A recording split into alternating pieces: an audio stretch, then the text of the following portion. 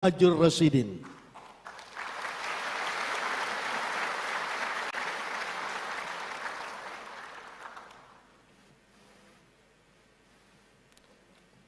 Bismillahirrahmanirrahim. Assalamualaikum warahmatullahi wabarakatuh.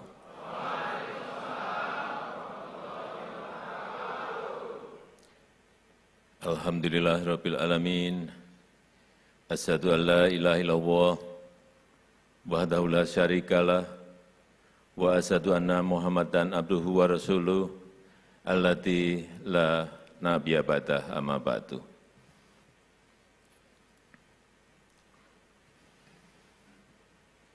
Yang saya hormati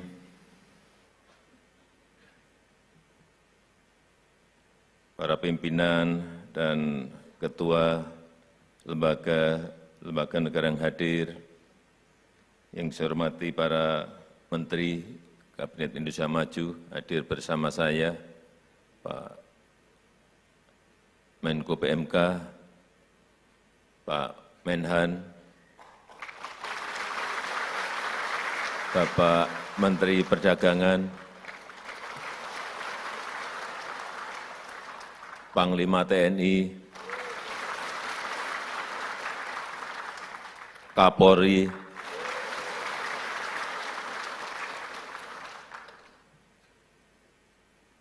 yang saya hormati Bapak Romo Kiai Sepuh, Bapak Kiai Haji Sultan Aulia, beserta Ketua Dewan Penasihat DPP RI, Bapak Kiai Haji Edi Suparto Saifuddin, yang saya hormati Ketua Umum DPP LDI Bapak Kriswanto Santoso,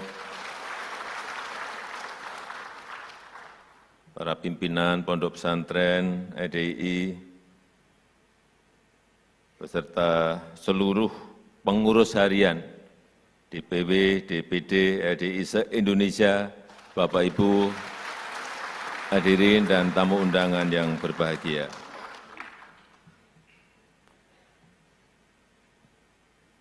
Selalu di mana-mana yang kita bicarakan adalah harapan kita kepada Indonesia Emas 2045.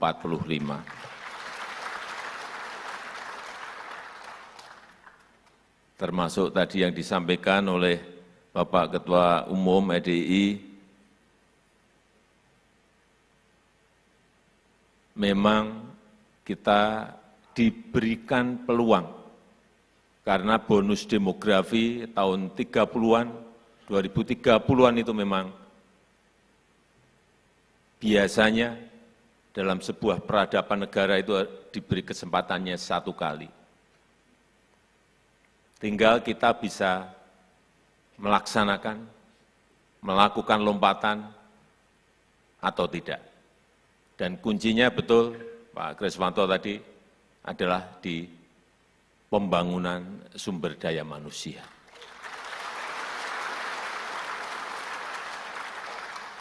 Jadi LDI sudah betul.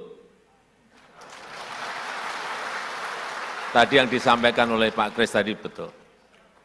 Kebangsaan, keagamaan, pendidikan, kesehatan.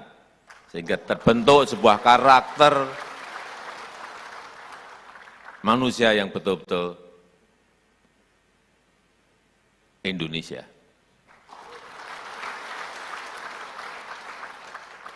Tapi menuju ke Indonesia Emas itu tidak mudah.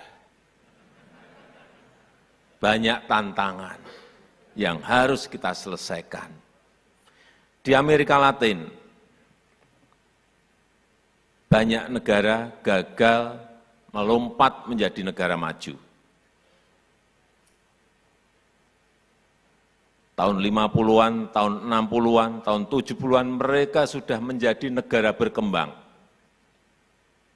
Tetapi sampai sekarang mereka juga tetap hanya menjadi negara berkembang. Malah ada yang jatuh menjadi negara miskin. Problemnya adalah diberi kesempatan dan tidak menggunakan. Ini yang kita tidak mau itu terjadi di negara kita Indonesia. Insya Allah kita bisa. Asal semangatnya seperti di Rakernas LDI pada pagi hari ini.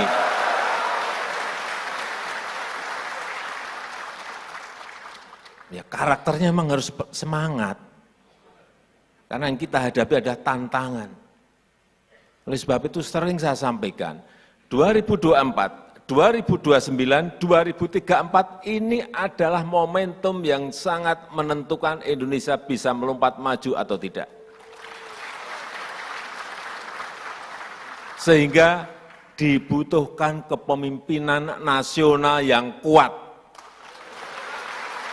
persatuan yang kuat, kekompakan yang kuat. Tanpa itu, sekali lagi, tantangan yang kita hadapi tidak mudah.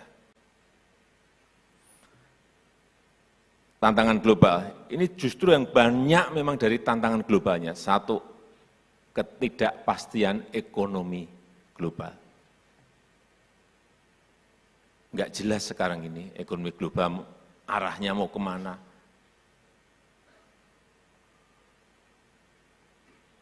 Baru bisa menyelesaikan satu saja muncul persoalan ekonomi yang lainnya. Sehingga sekali lagi dibutuhkan kepemimpinan yang kuat.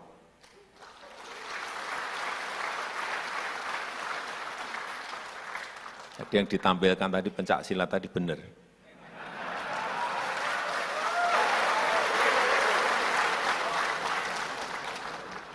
Karena ketuanya Pak Prabowo.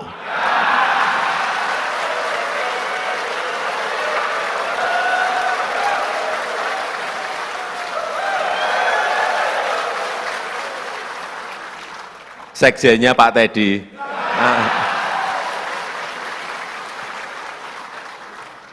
LDI kalau gini-gini itu pinter banget. Memberi simbol-simbol gitu loh. Jadi yang pertama, ketidakpastian ekonomi global yang sulit diprediksi, sulit dihitung, sulit dikalkulasi. Yang kedua, perubahan iklim yang juga sulit dihitung dan sulit diprediksi. Dulu kita kalau ada perubahan iklim, ya hanya dalam kata-kata, tapi sekarang sudah nyata. Kekeringan hampir di semua negara sekarang ini terjadi. Panas bumi yang naik, gelombang panas, kita ada 7 provinsi kemarin kekeringan sehingga produksi beras kita menurun. Semuanya merasakan. Sehingga kalau dulu kita mau import beras, semua negara menyodorkan, Pak, kami punya sekian juta ton, kami punya.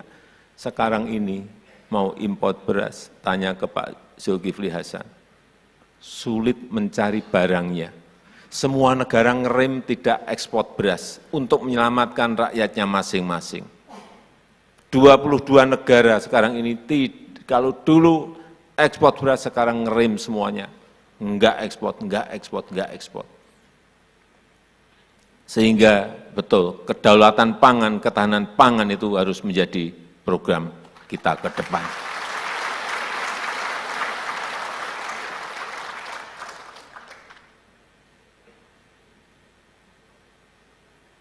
Ketidakpastian ekonomi global satu, yang kedua perubahan iklim, yang ketiga perang. Perang di Ukraina belum rampung, ditambah lagi sekarang dengan perang di Gaza. Kelihatannya dulu saya berpikir, kita semua mungkin berpikir sama, Ukraina jauh sekali dari Indonesia. Apa dampaknya? Enggak akanlah berdampak kepada kita. Ternyata dampaknya nyata dan ada. Kita impor itu gandum 11 juta ton per tahun. Ternyata 30% itu importnya dari Ukraina dan dari Rusia. Kapalnya tidak berani mengirim barang karena ada perang, semuanya stop. Bukan hanya di situ saja. Yang kedua, ternyata bahan baku pupuk kita itu berasal dari Rusia, Ukraina, dan Belarusia. Problem yang kedua. Sehingga apa? Harga pupuk naik, sekali lagi import kita sudah besar, gandum 11 juta ton. Karena di Indonesia memang tidak bisa kita tanam gandum. Saya saat bertemu Presiden Zelensky saat itu, dia menyampaikan, Presiden Jokowi, di Ukraina sekarang ini ada 77 juta ton gandum yang berhenti tidak bisa kita ekspor. Saya pindah ke Rusia,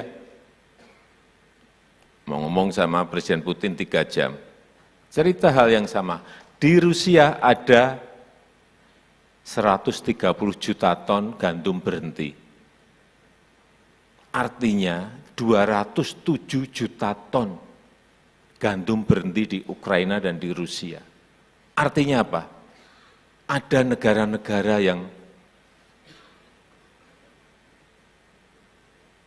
tidak mendapatkan bahan makanan karena perang di Ukraina.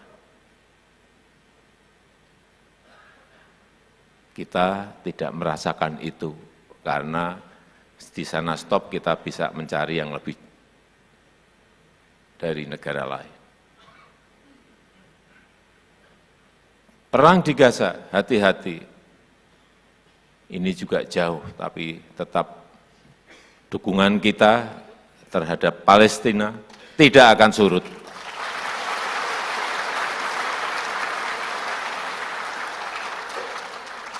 Coba Bapak Ibu lihat, Menteri Luar Negeri Bu Retno Marsudi waktu di Dewan Keamanan PBB, paling lantang, paling keras, dan paling menentang.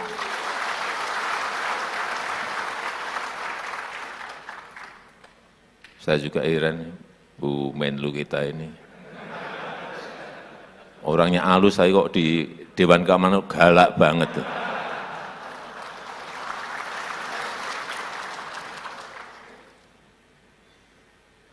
Kembali, jadi artinya apa? Peluangnya ada, tetapi tantangannya juga sangat besar. Inilah kenapa ke depan sekali lagi dibutuhkan kepemimpinan nasional yang kuat. Kepemimpinan nasional yang mempersatukan. Kepemimpinan nasional yang mau merangkul semuanya untuk kekompakan, kesolidan, untuk persatuan negara ini dalam mencapai sebuah cita-cita besar Indonesia Emas 2045. Itulah tantangan yang ke depan semakin tidak mudah. Tapi sekali lagi, dengan karakter yang kita bangun, karakter SDM yang kita bangun, saya meyakini insya Allah kita bisa mencapainya.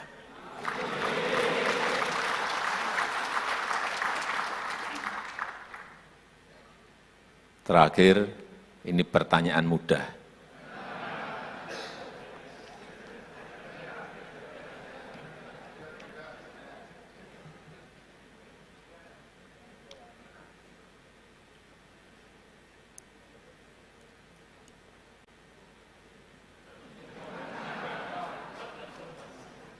Jauh di mata, dekat di hati.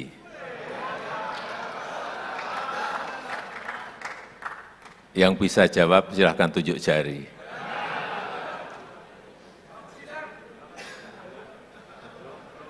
Ya, yang teriak boleh.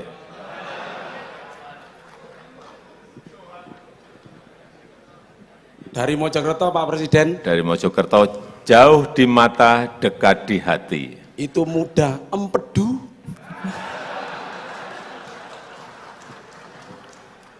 Kalau bertanya di LDI itu pinter-pinter semua.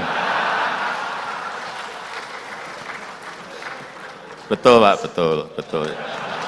Silakan duduk.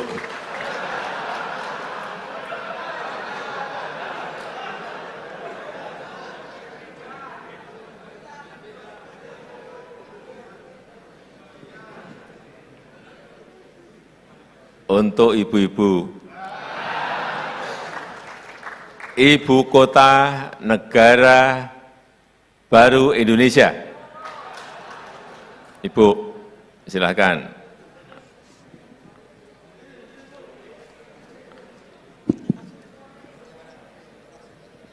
Ibu Kota Negara Baru Indonesia. Bismillahirrahmanirrahim. 2024 insya Allah IKN Bapak Presiden. Terima kasih.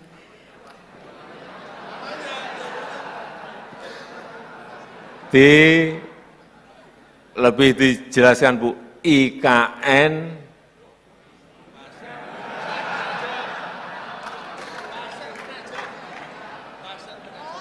Nama kotanya Pasar Penajam. Terima kasih. Ibu Kota Negara Republik Indonesia. Ibu Kota Negara Baru Indonesia.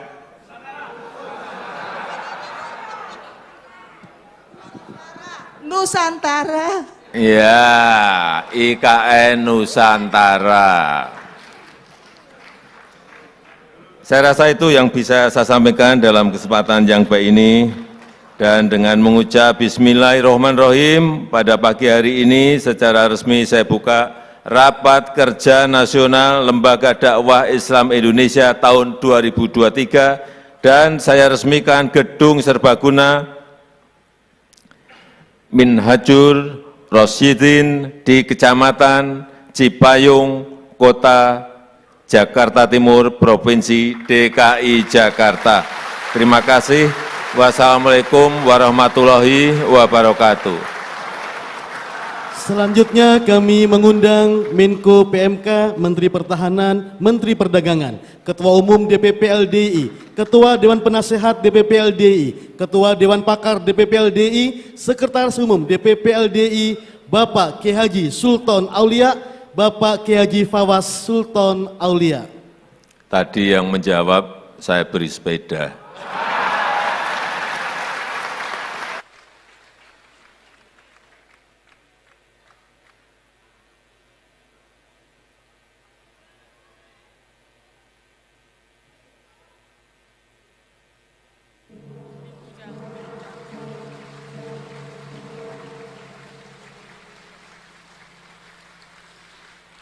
Selanjutnya mohon berkenan Bapak Presiden menandatangani prasasti peresmian Gedung Serbaguna Minhajur Rosyidin, Jakarta.